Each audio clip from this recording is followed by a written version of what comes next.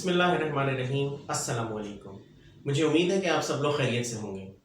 आज की इस वीडियो में हम फर्स्ट ईयर कॉमर्स के स्टूडेंट्स के लिए उनके चैप्टर पार्टनरशिप को वाइंड अप करने जा रहे हैं। प्रिंसिपल्स ऑफ कॉमर्स हमारा सब्जेक्ट कंटिन्यू है और आज जो है हम इसके टॉपिक को, पार्टनरशिप के टॉपिक डिसोल्यूशन को डिस्कस करने जा रहे हैं। सबसे पहले डिसोल्यूशन है क्या? डिसोल्यूशन ये टॉपिक अमीन खालिद साहब की बुक के पेज नंबर 56 पे लाई करता है। Dissolution of a firm refers to a modification in the partnership agreement with reference to relations among partners. यानी कि पार्टनरशिप के एग्रीमेंट में पार्टनर्स के रिलेशनशिप, बिजनेस रिलेशनशिप में अगर किसी भी किस्म की मॉडिफिकेशन हो रही है तो उस मॉडिफिकेशन को जहां पे हाईलाइट किया जाए, यानी कि उस मॉडिफिकेशन की वजह से अगर पार्टनरशिप के एग्रीमेंट को रिकॉन्स्टिट्यूट करने की जरूरत पेश पड़ रही है तो उस सूरत के अंदर पार्टनरशिप को पुराने तरीके पे डिसोल्यूट होना पड़ेगा और नए तरीके से रिकॉन्स्टिट्यूट होना पड़ेगा। In fact it is a reorganisation of partnership, यानी कि ये कहा जा सकता है कि ये पार्टनरशिप की फर्म को दोबारा से रीऑर्गेनाइज करने का नाम है। Under which composition of partners is change, जिसके अंदर पार्टनर्स की जो कॉम्पोजिशन है, पार्टनर्स का जो एक ताल्लुक है, बिजनेस रिलेशनशिप, उसके अंदर थोड़ी बहुत चेंजेस आने की इम्कानात मौजूद हो। द चेंज में रिजल्ट फ्रॉम इंक्रीज और decrease in the number of partners. हो सकता है कि कोई पार्टनर रिटायर हो रहा हो सकता है कि कुछ पार्टनर्स पार्टनरशिप को ज्वाइन करना चाह रहे हो बिजनेस को। तो पार्टनर्स के इंक्रीज या डिक्रीज या किसी और वजह से अगर पार्टनरशिप फर्म के अंदर रिकॉन्स्टिट्यूशन हो रही है तो उस सूरत में पहले वाली पार्टनरशिप को डिसोल्यूट होना पड़ेगा और फिर दोबारा से पार्टनरशिप को रिकॉन्स्टिट्यूट यानी कि रीऑर्गेनाइज करना पड़ेगा। तो डिसोल्यूशन का मतलब जो है वो यहाँ पे दो सूरत हाल बताई जा रही हैं। पहली सिचुएशन जो है पार्टनरशिप को डिसोल्यूट करना है और दूसरी सूरत हाल जो है वो फर्म का डिसोल्यूट होना है। यानी कि पार्टनरशिप यानी कुछ पार्टनर्स के दरमियान में कुछ इख्तिलाफात हो जाने की वजह से या इन केसेस में से कोई भी केस के होने की वजह से पार्टनरशिप जो है वो डिसोल्यूट हो रही है। यानी कि एक पार्टनर जा रहा है या नया पार्टनर आ रहा है, हम इसको तफसील में डिस्कस करते हैं यहाँ पे। तो पार्टनरशिप जो है यानी पार्टनरशिप लोगों के दरमियान, अफराद के दरमियान जो शराकतदारी है उसमें तब्दीली किस तरह से आ सकती है। Admission of a new partner, ये जो कंडीशंस है पार्टनरशिप की, ये पेज नंबर 57 पर मौजूद है।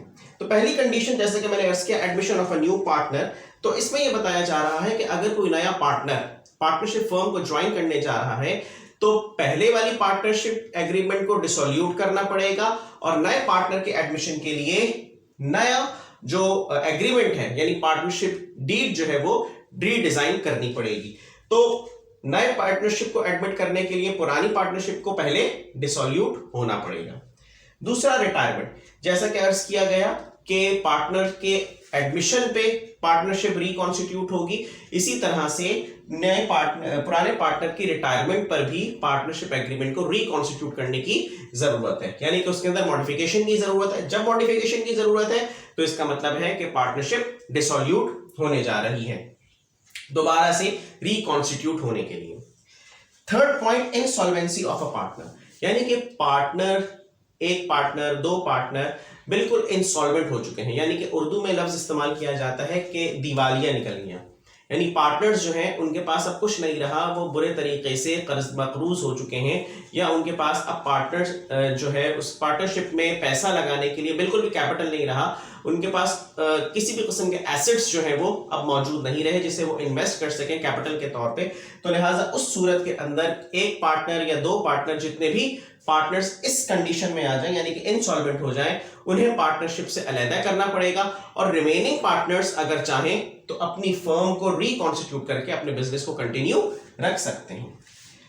Fourth point is insanity of partner, यानी कि अगर कोई भी पार्टनर किसी भी वजह से खुदा न खास्ता इंसैन हो जाए, यानी कि उस अपना दिमागी तवाजुन खो बैठे, उस सूरत के अंदर भी चूंकि वो बिजनेस की टर्म्स एंड कंडीशंस को फॉलो नहीं कर सकता, लिहाजा इस सूरत में रिमेनिंग पार्टनर्स जो है उस पार्टनर को अलहदा कर देंगे और अपनी फर्म को दोबारा से रिकॉन्स्टिट्यूट करेंगे। Fifth point is convict partner. What does convict partner mean? Convict partner mean कि कोई एक पार्टनर किसी भी क्राइम के अंदर मुलव्विस हो गया हो, यानी कि ऐसा क्राइम के जो उस स्टेट के लॉज रूल्स रेगुलेशंस के अगेंस्ट हो, वो अगर कोई पार्टनर उस ऐसे काम के अंदर मुलव्विस पाया जाए और रिमेनिंग पार्टनर्स को उसकी खबर हो जाए, उस सूरत के अंदर भी रिमेनिंग पार्टनर्स उस एक पार्टनर को यानी कन्विक्ट पार्टनर को फर्म से खारिज करके जो है बाकी जो उनकी फर्म है उसको रिकॉन्स्टिट्यूट कर सकते हैं। और लास्ट पॉइंट जो यहां पे हम डिस्कस कर रहे हैं, डेथ ऑफ अ पार्टनर, यानी किसी भी पार्टनर की जो है वो सडनली डेथ हो गई। सडनली क्या, अगर किसी वजह से भी डेथ हुई तो जाहिर सी बात है कि अब वो पार्टनर जो है वो नहीं रहा, लिहाजा रिमेनिंग पार्टनर्स चाहें तो उसकी फर्म को, पहली फर्म को डिसोल्यूट करके यानी पहले एग्रीमेंट को डिसोल्यूट करके बाकी पार्टनर्स जो है वो रिकॉन्स्टिट्यूट कर सकते हैं। यानी कि ये जो यहाँ पे 6 कंडीशंस आपके सामने मौजूद हैं, इन 6 कंडीशन में वो सूरत हाल मौजूद है कि जहां पे 1 या 2 या कुछ पार्टनर्स जो हैं वो फर्म से जा रहे हैं या फर्म में आ रहे हैं, फर्म को ज्वाइन कर रहे हैं, बाकी पार्टनर्स अपने फर्म को उसी तरह से दोबारा रिकॉन्स्टिट्यूट करके चला सकते हैं, इसमें कोई हर्ज नहीं। जबकि जब दूसरी कंडीशन हम यहाँ पे पढ़ने जा रहे हैं दूसरे केस में, तो यहाँ पे पार्टनर्स अब जो है वो फर्म को रिकॉन्स्टिट्यूट नहीं कर रहे, बल्कि पूरी की पूरी पार्टनरशिप फर्म ही लिक्विडेट हो रही है, खत्म होने जा रही है। यानी कि अब जितने भी पार्टनर्स हैं वो सारे के सारे पार्टनर्स जो है अब बिजनेस को कंटिन्यू नहीं कर रहे और पार्टनरशिप फर्म जो थी अब खत्म होने जा रही है। वो सूरत हाल कौन कौन सी हैं, उसमें सबसे पहला है इल्लीगलिटी ऑफ बिजनेस, यानी कि जो बिजनेस है वो बिजनेस अब गैर कानूनी हो चुका है। पहले जब बिजनेस कर रहे थे तब वो बिजनेस लीगल था, लेकिन अब कुछ सूरत हाल ऐसी हो चुकी है कि अब वो बिजनेस कानूनी तौर पे जो है वो उस कंट्री के अंदर जहां पे वो बिजनेस चल रहा है उसको मजीद एग्जिस्ट नहीं रहने दिया जा सकता। लिहाजा इल्लीगलिटी ऑफ बिजनेस यानी गैर कानूनी बिजनेस है, तो उस सूरत के अंदर पूरी की पूरी पार्टनरशिप फर्म को डिसोल्यूट करना लाजमी रहेगा। दूसरा, इंसॉल्वेंसी ऑफ ऑल पार्टनर्स, यानी कि यहां पे हमने जो 4th पॉइंट डिस्कस किया था, इस 4th पॉइंट में एक पार्टनर या 2 पार्टनर्स या कुछ पार्टनर्स जो है वो, सारे के सारे पार्टनर्स नहीं, कुछ पार्टनर्स जो है वो इंसॉल्वेंट हो रहे थे।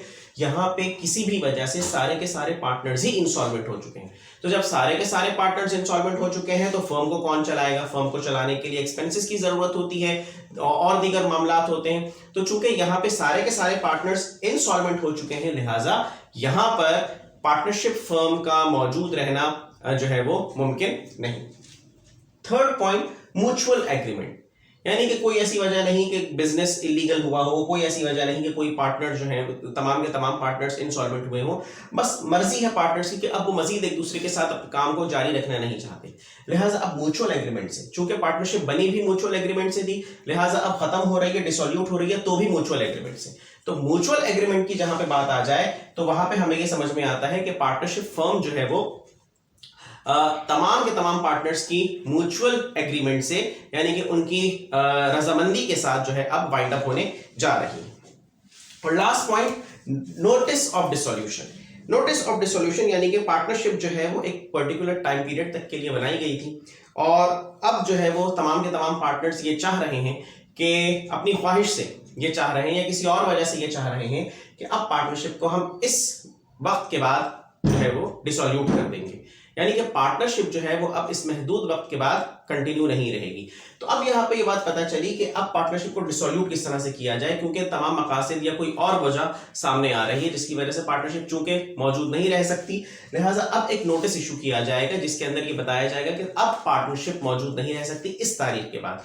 फॉर एग्जाम्पल, अगर ये तारीख दी गई है 31 मई को कि भाई 30 अप्रैल के बाद पार्टनरशिप फर्म एग्जिस्ट नहीं करेगी, तो 30 अप्रैल के बाद पार्टनरशिप एग्जिस्ट नहीं कर सकती, क्योंकि फर्म की जो डिसोल्यूशन है वो 30 अप्रैल के बाद हो चुकी है।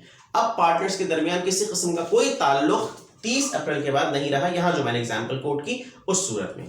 तो आज के इस लेक्चर में हमने पार्टनरशिप के डिसोल्यूशन को डिस्कस किया और पार्टनरशिप फर्म के डिसोल्यूशन को हमने यहां पे डिस्कस किया।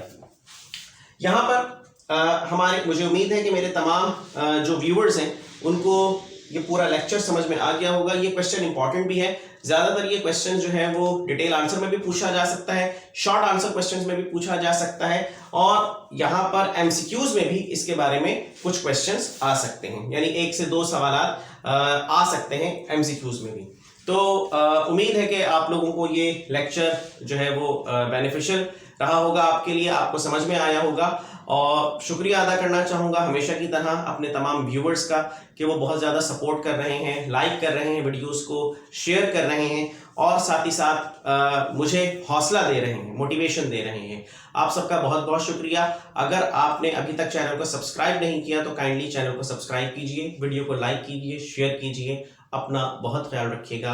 अस्सलामु अलैकुम वरहमतुल्लाह।